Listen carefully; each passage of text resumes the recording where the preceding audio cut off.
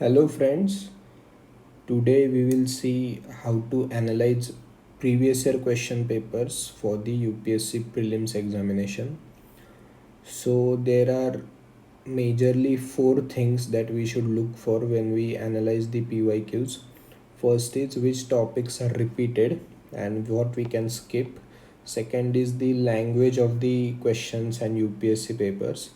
Third is the how can we look at the question as a reading comprehension challenge, and in that also the examiner's psyche while setting the question paper. And the fourth thing is how the questions are linked to the current affairs so that we can predict the questions for the upcoming attempt based on the current affairs of this year. So first, previous year question papers should be analyzed as to understand which themes are repeated. You can also watch my first two videos for the same. I have made two videos on history as to which topics are repeated and what we can skip while we study history. So similar understanding we can develop for other subjects based on the previous year question papers. It also helps us to understand the scope of syllabus because prelim syllabus is not very specific. Then it also helps us to understand the requirement of exam. For example, the technology questions are increasing since last almost 4 5 years. The biotech questions, nanotech questions, and computer technology questions are increasing because they want you to study the technological aspect, because government of India is also pushing the digital India mission. Then second thing that we should look for is to we should get familiar with the language of the questions. UPSC has a very peculiar typical language to arrange the questions. The coaching test cannot imitate that language to a very large extent. It is prevalently known that the extreme words in a statement make the statement wrong, but that is not the case with every question. There is a very particular tone of question or the flow of language. In that context, if you read the question, you will see sometimes the extreme statements are also correct. So you have to see the question in a linguistic manner or through the linguistic aspect. Then, if you see the language of the UPSC questions, you will notice that we should have a broad universal thinking when we see the question, right? Don't narrow down your thinking or your vision to the question unless it is specifically asked.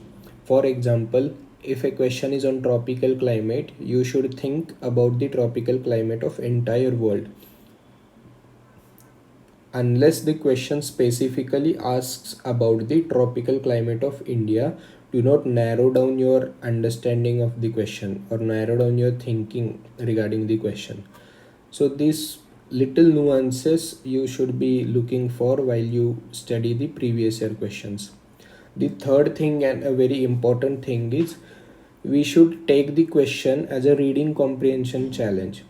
Plus it also helps us to understand the examiner's psyche while the examiner designs the question.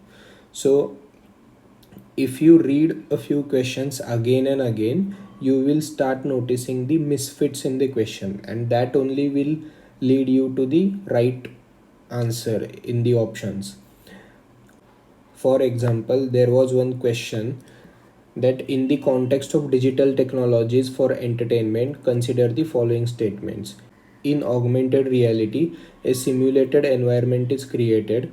Physical world is completely shut out. The second statement is in virtual reality, images generated from a computer are projected onto real life objects or surroundings. Now, I had also attempted this question. I had a vague idea regarding the virtual reality, but I did not know anything about the augmented reality part. But I read this question almost 2 3 times and I realized that virtual reality is a simulated environment and augmented reality can be some projection on some other object. So, this way I could understand that both these statements are wrong, and I could find the answer in the examination hall itself without knowing anything technical or conceptual about the topic. The second aspect is see, every examiner also has a challenge as to how to design a question. So what examiner can change is something changeable. He cannot change a very positive general assertion about something. He would change some fact or some a very specific property about the uh, event or the object so that he can design a question. Now see this question. High clouds primarily reflect solar radiation and cool the surface of the earth. Low clouds have a high absorption of infrared radiation emanating from the earth's surface and thus cause warming effect. Now he has just altered the effects of high clouds and low clouds and designed a question. Now even if you do not have any idea about the concept, if you read this 2-3 times, you will eventually notice in the examination hall. Now low clouds, if they have high absorption of infrared radiation, they cannot cause a warming effect. They will cool down the earth's surface, right? So again this will lead you to the answer or elimination of few options. So this way, if you see, even if you do not know the concept, if you read the question again and again 2-3 times with a calm mind, you will see that it would be a reading comprehension challenge. Though it is in CSAT 2, the reading comprehension skills will also help you in GS1 paper. The other thing that we should look for in the previous year questions is how they are linked to the current affairs. Every examiner, he has a challenge of keeping the questions relevant and also bringing some novelty to the questions. So generally UPSC question papers are sourced from the current affairs and then they go back to the static or the theoretical part and they design a question. For example, we had a question on Dholavira. Dholavira was globally recognized and they asked the questions. We had a question similarly on the president's election in 2017 because it took place in 2017.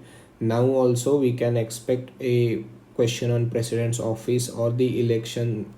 Again, there was a very interesting question, I guess, in 2018 on a Kakatiya dynasty because Telangana had some water tap connection scheme which was nationally recognized, and a similar scheme was there by some Kakatiya king during his tenure.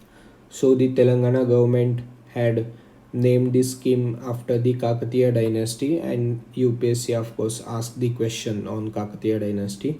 So you should understand the relevance of current affairs or news this year's based upon the previous year questions asked, so that you can predict a few questions beforehand for prelims 2023. We also have an example in 2022 prelims as to directly revealing the strategy of UPSC to ask questions from current affairs. Now see this question. The world's second tallest statue in sitting pose of Ramanuja was inaugurated by the Prime Minister of India at Hyderabad recently. Which one of the following statements correctly represent the teachings of Ramanuja? Now, if you remove the first statement of the question still is relevant. So, the first statement only conveys you that how the UPSC is picking the topics to ask the questions, right? They are clearly conveying you that read current affairs or news in this fashion so that you can avoid the current affairs compilation before prelims. UPSC knows that there is a very large market now for current affairs, specific coaching, specific magazines. So they want you to know that we are asking questions directly from newspaper and it is very logical to understand from where they are asking the questions. Again, there is one more example. The Prime Minister recently inaugurated the new circuit house near Somnath Temple at Veraval. Which of the following statements are correct regarding Somnath Temple? Now, if they had only asked which of the following statements are correct regarding the Somnath Temple, it would be still the same question, right? So they are telling you that the questions that we ask are from the events which are very much in news, very much in talk. We are sourcing the questions from such events and going back to the theory or history or conceptual part of the event, right? So we should keep this in mind when we read the current affairs for prelims 2023. Again, you should keep reading the previous year question papers again and again parallelly with your studies. You should not think that you will complete the syllabus first and then read the PYQs. No, it should be done simultaneously parallelly. Keep studying and keep visiting the PYQs so that you will get the fresh insights and you will keep learning about the previous year question papers, and many a times you would be able to predict the questions for prelims also, and you will be definitely be able to solve a few questions in the exam hall when you do not know anything about the question. So yes, PYQs are important. Please keep these four things in mind while you read the PYQs or analyze the PYQs, and I guess it will add value to your preparation. Thank you so much.